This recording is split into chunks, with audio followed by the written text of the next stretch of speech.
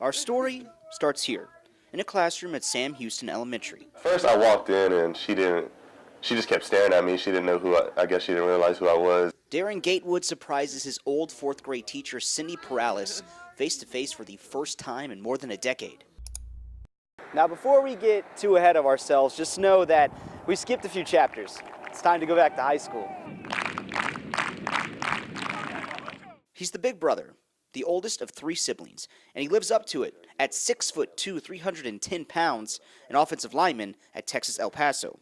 At Permian, honorable mention All-State, making his first start as a sophomore. These kids are 18 and Darren is 14 going against. That's when he got his first start because the kid had got hurt. I lost it. I cried.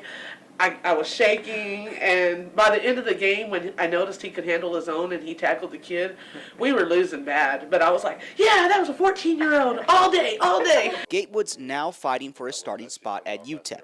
He came back home for winter break, which brings us back. My cousin's been telling me, like, hey, Miss Perales keeps in touch with you. She's always talking about you, and she watches all your football games. And I was just like, well, I haven't talked to her in forever. And then when I got home, my cousin works with her daughter and was telling me that that she was sick and she was in the hospital. Perales is waiting on a kidney transplant. Gatewood came with gifts to give, a signed UTEP shirt, and a photo. Knowing that she's followed me through all my years and never forgot about me, and she's always thinking about me. So, I mean, it made a huge impact on me. It keeps me going. A giant with a big heart who knows even the little moments matter. Peter Terpstra, Local 2 Sports.